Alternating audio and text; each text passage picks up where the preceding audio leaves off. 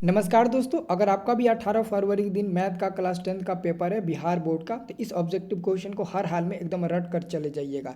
क्योंकि एग्जाम के अंतिम समय का मैं आपको ऑब्जेक्टिव क्वेश्चन बता रहा हूँ और हर हालत में ये क्वेश्चन आएगा पक्का, एकदम अच्छे से याद कर लो। ठीक है, देखिए पहला नंबर क्वेश्चन है, सबसे छोटी अभाज्य संख्या और सबसे छोटी भाज्य संख्या गुणनफल क्या होगा। तो गुणनफल का मतलब होता है गुणा, और सबसे छोटी अभाज्य संख्या 2 होती है और सबसे छोटी भाज्य संख्या 4 होती है। अब दोनों का गुणनफल कितना होगा, तो 8 मिल जाएगा। आंसर आपका सी नंबर आपका बिल्कुल सही जवाब मिल जाएगा। ये क्वेश्चन हर हाल में आएगा, इसे याद कर लीजिएगा। दूसरा नंबर क्वेश्चन है, एक समबाहु त्रिभुज ABC की भुजा 2a है, तो इसकी ऊंचाई क्या होगा। तो समबाहु त्रिभुज का ऊंचाई होता है √3/2 गुणे भुजा होता है, यही होता है इसका फॉर्मूला।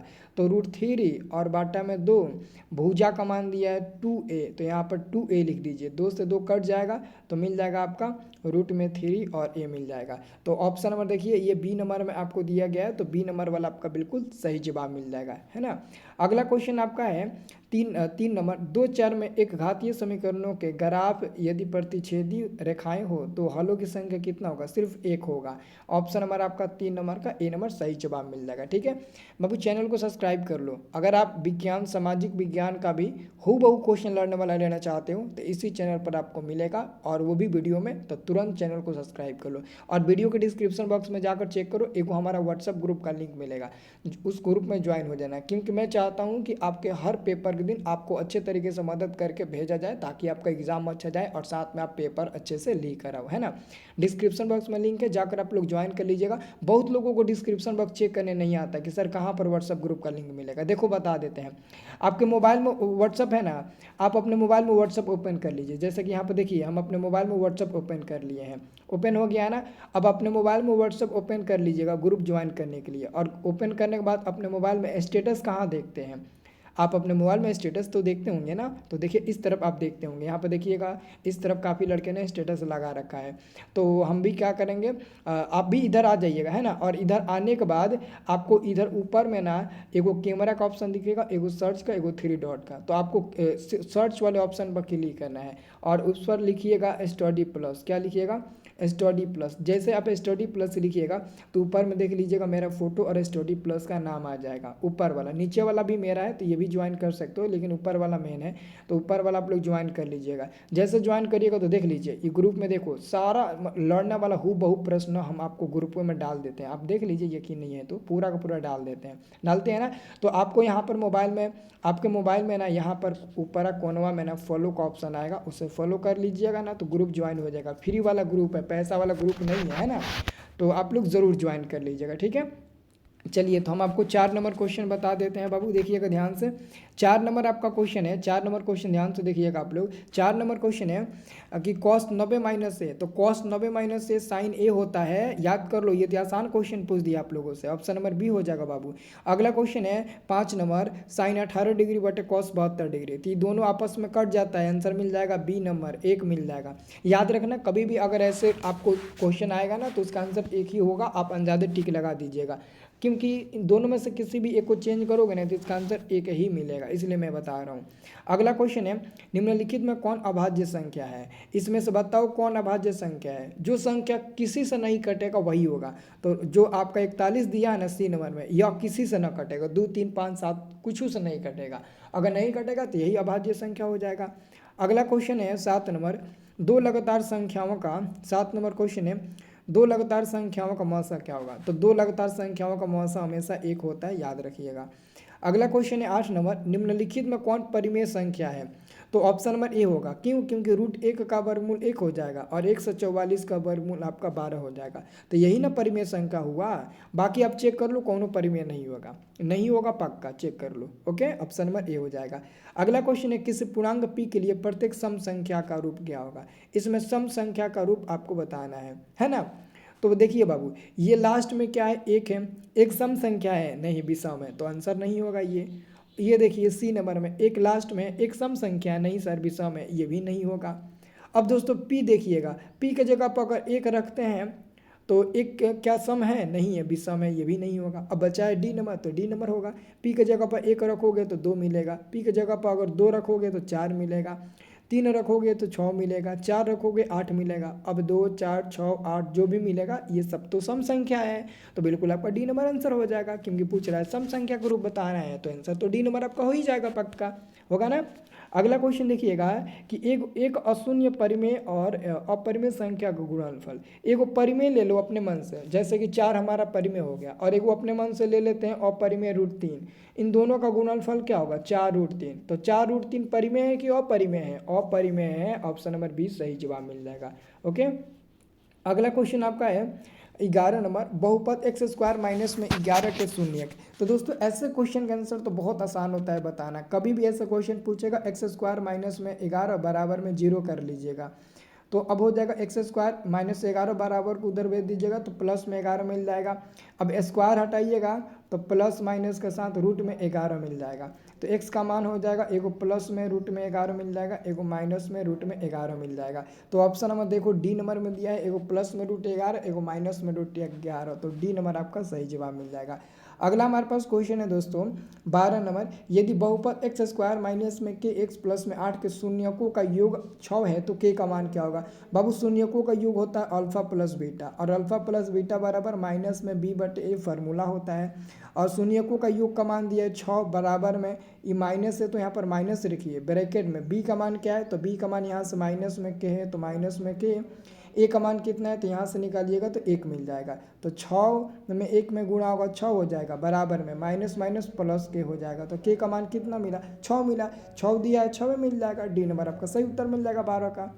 13 नंबर दोस्तों क्वेश्चन है वाई अक्ष का समीकरण। वाई अक्ष का समीकरण x बराबर 0 होता है, बी नंबर वाला बिल्कुल सही जवाब मिल जाएगा।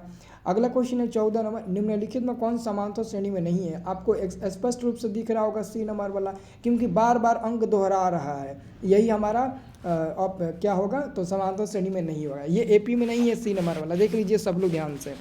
अगला क्वेश्चन आपका है 15 नंबर, एक्स अक्ष से बिंदु की दूरी क्या होगा? एक्स अक्ष से बिंदु की दूरी, तो एक्स को छोड़ दो, वाई को टिक लगा दो, तो वाई का मान 6 है तो 6 आंसर मिल जाएगा। एक्स कहेगा तो एक्स को छोड़ देना है, वाई को टिक लगाना है, वाई कहेगा तो वाई को छोड़कर एक्स को टिक लगाना है। अगला क्वेश्चन है कि 4.5, 6.5 किस पाद में है? तो 4.5 के पीछे भी प्लस है, 6.5 के पीछे भी प्लस है, तो प्लस प्लस प्रथम पाद में होता है। यहाँ पर अंक नहीं देखना है, बल्कि अंक के पीछे क्या चिन्ह है ये देखना है। अंक भी तो कुछ भी दे सकता है, रूट में दे सकता है, बाटा में दे सकता है, दशमलव में दे सकता है, कुछ में देगा। हमको अंक से लेना देना कुछ नहीं है, हमको चिन्ह से लेना देना है, ठीक है। अगला क्वेश्चन है 17 नंबर कि बिंदु ए और बी को मिलाने वाली रेखाखंड के मध्य बिंदु का नियामक। तो मध्य बिंदु का नियामक क्या हो जाएगा? तो मध्य बिंदु यानी कि दोनों बिंदु का पहला जोड़कर 2 से भाग देंगे। ए बिंदु का 3 और बी बिंदु का 1 है, जोड़ेंगे और 2 से भाग दे देंगे। ए बिंदु का -4 और प्लस बी बिंदु का 2 जोड़कर 2 से भाग दे देंगे, तो ये मिल जाएगा आपका 2 और ये मिल जाएगा -1। तो ऑप्शन नंबर सी मिल जाएगा 2, -1।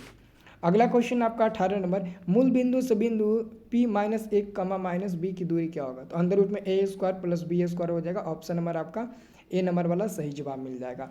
अगला क्वेश्चन ध्यान से देखिएगा, अगला क्वेश्चन है 9 10 alpha minus 9 10 square 9 sec square alpha. तो 9 यहाँ भी है, 9 यहाँ भी है, 9 कॉमन ले लेंगे तो मिलेगा अंदर रूट ब्रैकेट में 10 अल्फा माइनस में सेक स्क्वायर अल्फा मिलेगा। तो गलती मत कर बैठना, नहीं तो कहोगे कि सर बाद में दिल गलती कर बैठा है ना, दिल गलती कर बैठा, ऐसा बाद में लोगों को बोलना है। गलती मत करना। 9 गुणे इसका मान क्या होता है? तो बहुत लोग कहेंगे सर 1 होता है, 1 नहीं होता है, -1 होता है, तो -1 होगा, तब जाकर इसका आंसर -9 मिलेगा। बहुत लड़के इसका आंसर 9 पर ही टिक लगा देंगे, बहुत लड़के 1 पर भी टिक लगाएंगे, यहाँ तक कि बहुत लड़के 0 पर भी टिक लगा देते हैं। लेकिन आप लोग ऐसा गलती मत करना, आप लोग का स्कोर करना है 100 में 100, है ना। तो यहाँ पर आपका आंसर मिल जाएगा -9 मिल जाएगा। ओके, समझ में आया ना फार्मूला माइनस से कैसे आया। अगला क्वेश्चन आपका है, एक घनाभ की लंबाई चौड़ाई और ऊंचाई इतना है तो इसका विकर्ण क्या होगा? बाबू घनाभ का विकर्ण होता है रूट में L² प्लस में B² प्लस में H² होता है, यही होता है घनाभ का विकर्ण का फार्मूला।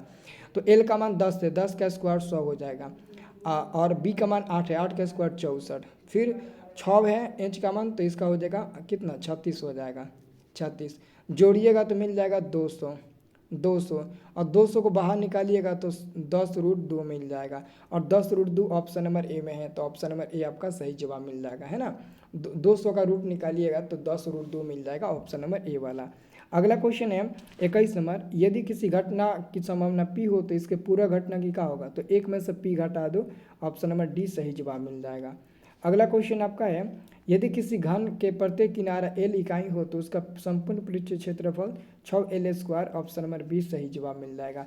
अगला क्वेश्चन है, आंकड़े इतना इतना का बहुलक होगा, तो इसमें सबसे ज़्यादा बार अंक कौन दिख रहा है, देखिएगा 9 9 9 9 ज़्यादा बार दिख रहा है, तो 9वें आंसर हो जाएगा, जो ज़्यादा बार दिखेगा वही बहुलक होगा। अगला क्वेश्चन है, निम्नलिखित में कौन केंद्रीय प्रवृत्ति का माप नहीं है, तो मानक विचलन, ऑप्शन नंबर डी सही जवाब मिल जाएगा। अगला क्वेश्चन है 25 नंबर, π/3, तो π/3 एक अपरिमेय संख्या हो जाएगा, ऑप्शन नंबर बी सही जवाब मिल जाएगा। अगला क्वेश्चन है, द्विघात बहुपद y² प्लस में 3y प्लस में 2 शून्यकों का योग, शून्यकों का योग होता है अल्फा प्लस बीटा, और ये होता है माइनस में b/a, यही ना होता है, तो माइनस b का मान यहाँ से आपका 3 मिल जाएगा, a का मान यहाँ से 1 मिल जाएगा, तो ये तो -3 मिल गया, -3/1 क्या मिला, -3 ना मिला, तो डी नंबर आपका सही जवाब मिल जाएगा। अगला क्वेश्चन 8 के पावर 0 गुणे 2 का पावर 0, याद रखना दुनिया में किसी भी चीज़ का पावर 0 रहे उसका मान 1 होता है, तो 8 के पावर 0 मान होगा 1, 2 का पावर 0 मान होगा 1, 1 1 में गुणा होगा, एक आंसर मिल जाएगा। दुनिया में किसी भी चीज़ का पावर अगर 0 रहेगा तो उसका मान 1 ही होगा, चाहे x का पावर 0 रहेगा मान 1 होगा, y का पावर 0 रहेगा मान 1 होगा, 10 का पावर 0 रहेगा मान 1 होगा, हर हालत में याद रखना। अगर 20 का पावर 0 रहेगा तब भी मान 1 होगा, ये आपको याद रखना है।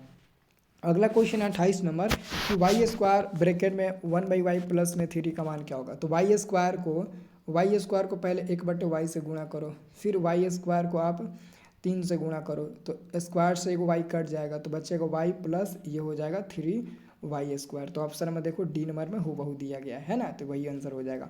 अगला क्वेश्चन है, एक घड़ी की मिनट वाली सुई 60 मिनट में बनाया गया कोण होता है, तो देखो 1 मिनट में ना, 1 मिनट में 6 डिग्री का कोण बनाती है, तो 60 मिनट में कितना डिग्री का बनाएगा, तो 6 में और 6 में 60 में गुणा कर दो तो मिल जाएगा 360 डिग्री, ऑप्शन नंबर आपका मिल जाएगा डी नंबर, 360 डिग्री का कोण बनाएगा।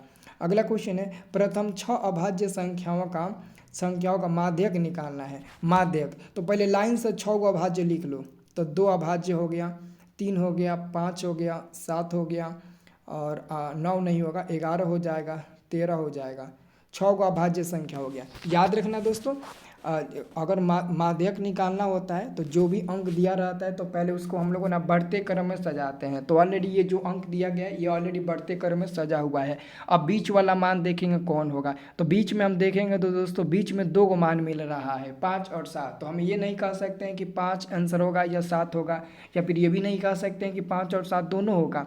अब मामला फंस गया, क्योंकि बीच वाला ही मान को हम लोग माध्यिका यानी कि माध्यक कहते हैं। अब बीच में 2 को मान मिला है तो क्या करेंगे, हम दोनों को जोड़ देंगे, 5 और 7 को जोड़कर 2 से भाग दे देंगे, जितना मिलेगा उतना हमारा परफेक्ट आंसर मिल जाएगा।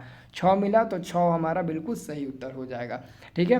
अगला क्वेश्चन है 31 नंबर, सेक स्क्वायर 45 डिग्री -2, तो सेक 45 का मान होता है दोस्तों रूट में 2, इसका स्क्वायर हो जाएगा -2, √2 का स्क्वायर, इनके स्क्वायर से √2 कट जाएगा, तो √2 का स्क्वायर 2 -2, 2 में से 2 किया 0, ऑप्शन नंबर बी मिल जाएगा आंसर। अगला क्वेश्चन है 2 1 माइनस साइन स्क्वायर, तो 2 हो जाएगा इंटू 1 माइनस साइन स्क्वायर, ए का फार्मूला होता है कॉस स्क्वायर ए, और बाटा में ऑलरेडी कॉस स्क्वायर ए दिया गया है, तो कॉस स्क्वायर कटेगा तो सिर्फ 2 मिल जाएगा, ये ऑप्शन नंबर सी सही जवाब मिल जाएगा।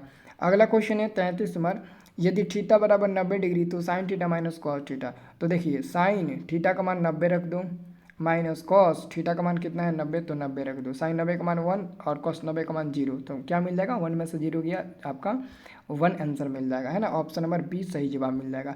अगला क्वेश्चन है 34 नंबर, वर्ग अंतराल 10 से 20 का वर्ग चिन्ह क्या होगा। वर्ग चिन्ह निकालने के लिए आप 10 और 20 को जोड़कर 2 से भाग दे दो, हो गया, निकल गया, इतना निकलेगा 30/2 कट जाएगा 15 बार में, 15 आंसर हो जाएगा डी नंबर। मतलब कि वर्ग चिन्ह निकालने के लिए बहुत आसान तरीका होता है, दोनों को जोड़कर 2 से भाग दे देंगे, वर्ग चिन्ह हमारा निकल जाएगा। अगला क्वेश्चन है tan स्क्वायर 60 डिग्री का मान, तो tan 60 का मान होता है √3 का स्क्वायर करेंगे, स्क्वायर से रूट खत्म हो जाएगा तो बचेगा केवल 3, ऑप्शन नंबर बी सही जवाब मिल जाएगा। अगला क्वेश्चन आपका है यदि किसी वृत्त के बाह्य बिंदु P से दो स्पर्श रेखा PA और PB खींची गई है, यदि PA बराबर 4 सेंटीमीटर तो PB की लंबाई क्या होगा, 4 हो जाएगा। क्यों 4 होगा, क्योंकि दोनों स्पर्श रेखा तो बराबर होती है ना। वृत्त के बाह्य बिंदु से वृत्त पर खींची गई स्पर्श रेखाएं आपस में बराबर होती है। तो अगर PA का मान 4 है तो PB का मान 4 होगा। अगर PA का मान 10 रहता तो PB का भी मान 10 रहता। अगला क्वेश्चन है 37 नंबर 1+2, ध्यान से देखिएगा, 1+2+3+-- बराबर है, तो इसका फार्मूला होता है n×n+1/2। सी नंबर आपका बिल्कुल सही जवाब मिल जाएगा। अगला क्वेश्चन है निम्नलिखित में कौन बहुपद नहीं है, पकड़ लीजिए। देखिए बहुपद कौन बहुपद है, देखिए ऑप्शन नंबर ए को देखिए, रूट में x आ गया, बहुपद नहीं है। यहाँ पर दोस्तों बाटा में 1/2, बाटा में 1/2 का मतलब होता है रूट, है ना, रूट में x। देखिए रूट x का मतलब ये होता है x के पावर 1/2, तो ये भी बहुपद नहीं होगा। यहाँ भी रूट में आ गया, ये भी बहुपद नहीं होगा। लेकिन डी नंबर में ध्यान से देखिएगा ना, तो x कहीं भी रूट में नहीं है। अगर x कहीं भी रूट में नहीं है तो बहुपद पक्का डी नंबर होगा। तो डी नंबर 38 का सही जवाब मिल जाएगा। अगला क्वेश्चन है दो चर x, y में रैखिक समीकरण ax + by + c बराबर में 0 के कितने हल संभव होंगे। तो याद रखना जिंदगी में हमेशा कि एगो समीकरण से जब एगो समीकरण में दो गो चर मान हो और एगो समीकरण हो तो वहाँ से हम x और y का मान अनगिनत निकाल सकते हैं, यानी कि इनफाइनाइट अनंत मान निकाल सकते हैं x और y का, याद रखना। अगला क्वेश्चन है 40 नंबर, इतना का बहुलक निकालना है। तो सबसे ज़्यादा बार अंक देखो 7 इसमें दिख रहा है, जो सबसे ज़्यादा बार अंक दिखेगा वही बहुलक हो जाएगा, बस हो गया सी नंबर। अगला क्वेश्चन है 13 और 19 के बीच समांतर माध्य। तो समांतर माध्य क्या होता है, तो दोनों को जोड़कर 2 से भाग दे देंगे, निकल जाएगा। दोनों को जोड़कर 2 से भाग दे दीजिए, 32 मिल जाएगा, बट्टा में 2 कट जाएगा, 16 बार में 16 आपका आंसर मिल जाएगा। समांतर माध्य निकालना बहुत आसान है, जैसे वर्ग चिन्ह निकालते हैं दोनों को जोड़कर 2 से भाग दे देते हैं, वैसे ही समांतर माध्य के लिए दोनों को जोड़कर 2 से भाग दे दो। अगला क्वेश्चन है यदि ए और बी अभाज्य संख्या है तो ए और बी का लसागु क्या होगा, दोनों को गुणा कर दो, a×b, ऑप्शन नंबर सी सही जवाब मिल जाएगा। अगला क्वेश्चन है बिंदु x, y की दूरी मूल बिंदु से, तो मूल बिंदु से दूरी का फॉर्मूला क्या होता है, √में x² + y², option number B सही जवाब मिल जाएगा।